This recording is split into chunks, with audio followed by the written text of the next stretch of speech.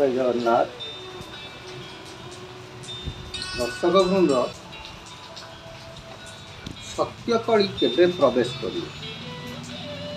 समस्ते आम कहे कलिजुग सर कलिजुग सर कलिजुग सर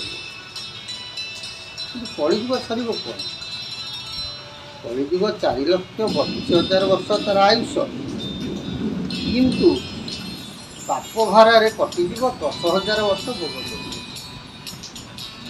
हेले मध्य महापुरुष पंचसखा मानक मध्य अन्यतम महापुरुष अच्युतानंद दास मध्य 5,000 वर्ष है कलिजुगर धीरे धीरे कौन हम बल भांगी सत्य कली प्रवेश कर तथा द्वापर जुगर कृष्ण महाप्रभु थिला समय जेपरी कलिजुग 1200 वर्ष भोग कला भाव कलिजुग थिबा समय सत्यजुग प्रवेश कर लोक मैंने खाई पी शोते सका हेले समस्ते सत कथा ये घटना केवे यही विषय पर महापुरुष अच्युतानंद दास तांकर नवघंट निर्घंट बा शिवकल्प शास्त्र प्रमाण दिए भक्त रामदास कहे बाबू राम तोते गोटे ठिकणा अंक बा समय कहूँ मन रखिता से ही दिन ही से ही वर्ष सत्य कली प्रवेश कर लोक मैंने खाई शोथे सका उठला बेलू समस्त सत कथा कर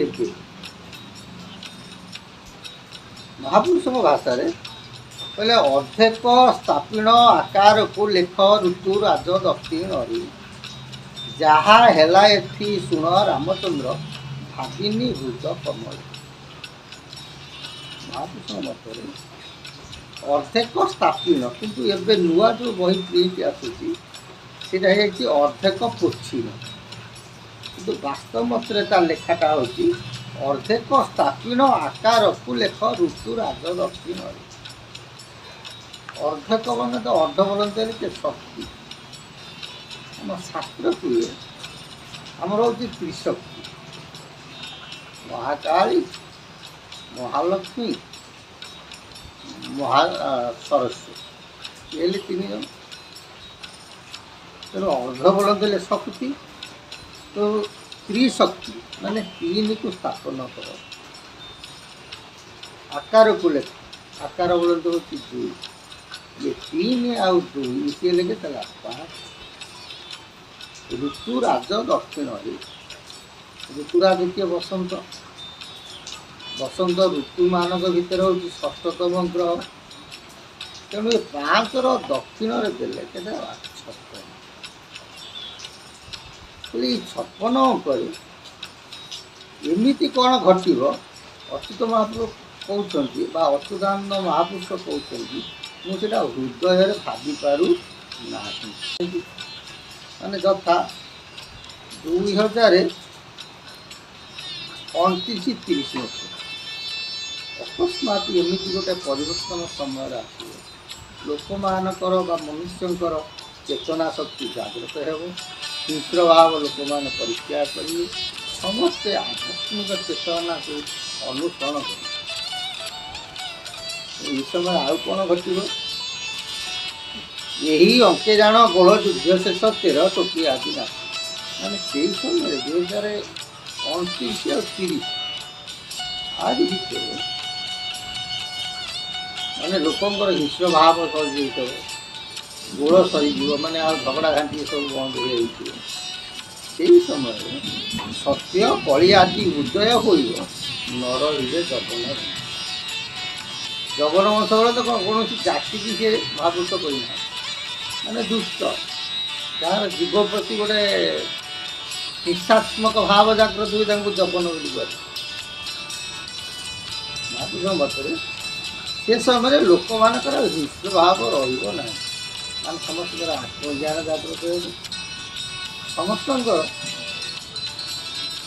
ଆତ୍ମଜ୍ଞାନ ମାନେ କ'ଣ ହବ, ମାନେ ମୋତେ ଚୁମୁଟିଲେ କାଟୁଛି, ମୁଁ କାହାକୁ ଚୁମୁଟିବି, এই ଭାବ ଜାଗ୍ରତ ହେବ ଏବଂ ସେ ଛପନ ଉପରେ ସତ୍ୟ କଳି ଆଖି ପ୍ରବେଶ କରିଥିବ। ଯାହାକୁ ମହାପୁରୁଷ କୁହନ୍ତି କଳି ଶିବ ବାବୁ ହୋଇବ ସତ୍ୟ, କେହି ନ ପାଇବେ ତାହାର ଅକସ୍ମାତ ଏମିତି ଗୋଟେ ହେବ ଯାହାକି ତାର କେହି ଅନ୍ତ ଜାଣିପାରିବେ। এটা କେବେ ମାନେ 56 ଅଙ୍କ ମସିହା ଋତୁ ଦେଖିଲା ବେଳକୁ କେତେ ହେଉଛି 29 ଆଉ 30। ମହାପୁରୁଷ ଆମକୁ ବାରମ୍ବାର ସୂଚନା ଦେଇଛନ୍ତି। ତେଣୁ ଏ ସମୟକୁ ଅତିବାହିତ କରିବାକୁ ହେଲେ ନିଜର ଆଚାର ବିଚାର ଚାଲିଚଳନ ବ୍ୟବହାର ସଂସ୍କାର ଏ ସତ୍କର୍ମକୁ ଠିକ୍ ଭାବେ ସମ୍ପାଦନ କରିବା ଆମମାନଙ୍କର କର୍ତ୍ତବ୍ୟ। ହେଲେ ସେ ପ୍ରଭୁଙ୍କର କରୁଣା ନିଶ୍ଚିନ୍ତ ମିଳିବ ଏବଂ ଯଥା ଏ ଆତ୍ମା ପୁରୁଷର ମଧ୍ୟ ନିଶ୍ଚିତ ସଦ୍ଗାମୀ ହେବ। ଏଥିରେ ଅତ୍ୟୁକ୍ତି ନାହିଁ। ଓ ଯାହା ହଉ ସେ ମହାପ୍ରଭୁଙ୍କର ସଦିଚ୍ଛା ପୂର୍ଣ୍ଣ ହଉ। ହରି ଓମ୍ ଶାନ୍ତି, ହରି ଓମ୍ ଶାନ୍ତି, ହରି ଓମ୍ ଶାନ୍ତି।